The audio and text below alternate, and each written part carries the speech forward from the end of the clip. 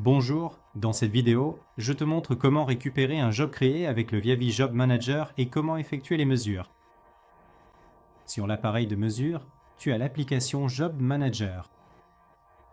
Tu l'ouvres et là tu ne trouves encore aucun mandat. Tu peux alors commencer par lancer la synchronisation. C'est le même bouton que si tu voulais lancer la synchronisation Stra 5. Et ensuite, la synchronisation se lance. En conséquence, et tu verras, une fois la synchronisation terminée, que les jobs sont disponibles ici. Tu sélectionnes alors le bon job. Tu vois quelques informations et tu peux accepter le job ici. Ensuite, tu vois toutes les mesures qui ont été préparées ici, avec tous les libellés, la configuration et tout le reste. Puis tu choisis une mesure. En sélectionnant, tu ouvres automatiquement la bonne application. Tu charges la configuration et tous les libellés sont déjà saisis. Ce qui est important, c'est que lorsque tu commences, tu vérifies dans le setup que la longueur de ton avant-tirage est correctement réglée. Je laisse ça, à 100 mètres pour l'instant. Ce n'est pas tout à fait réaliste, mais j'ai seulement un court tronçon de test. Donc, de ce côté-là, c'est bon. Ensuite, je lance la mesure.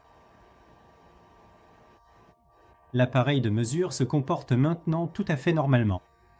Il vérifie dans quelle phase je me trouve. Il fait le réglage optimal de la durée d'impulsion, de la portée, et ainsi de suite. Ensuite, la mesure est effectuée. Tu peux travailler avec la courbe et le tableau pendant la mesure. Tu peux travailler avec le SmartLink, avec le VSLM, et tu peux aussi utiliser ici le tableau conventionnel tout à fait normal. Après la mesure, tu peux retourner directement au Job Manager. Si tu ne veux pas ça, si tu veux regarder la mesure, tu peux aussi confirmer avec non et tu as ici toutes les possibilités. La mesure est faite, elle a été enregistrée. Elle est bien sûr aussi sauvegardée si c'est un échec. Et que la mesure n'est pas bonne. Nous revenons maintenant au Job Manager et tu vois ici en fait que cette mesure a été effectuée, qu'elle ait été bonne ou mauvaise. Sinon, on aurait ici une croix rouge. Ce qui est important, c'est que si tu veux refaire la mesure, tu recharges ici la mesure avec ce symbole et tu effectues une nouvelle mesure, en espérant qu'après la réparation, ce ne soit plus rouge ici, mais vert.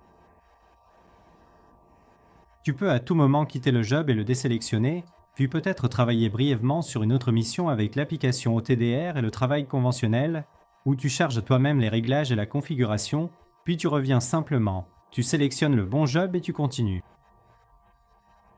Ce qui est important à la fin de la journée, lance la synchronisation, s'il te plaît, pour que les données de mesure soient bien synchronisées.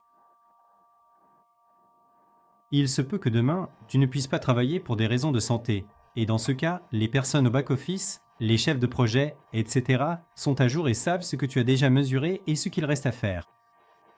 Et ensuite, ils peuvent attribuer la mission à un nouveau technicien, qui saura exactement où il doit reprendre, parce qu'il verra exactement le même travail sur son appareil de mesure et saura « Ah, une mesure a été faite ici, donc je continue à partir de là en conséquence ».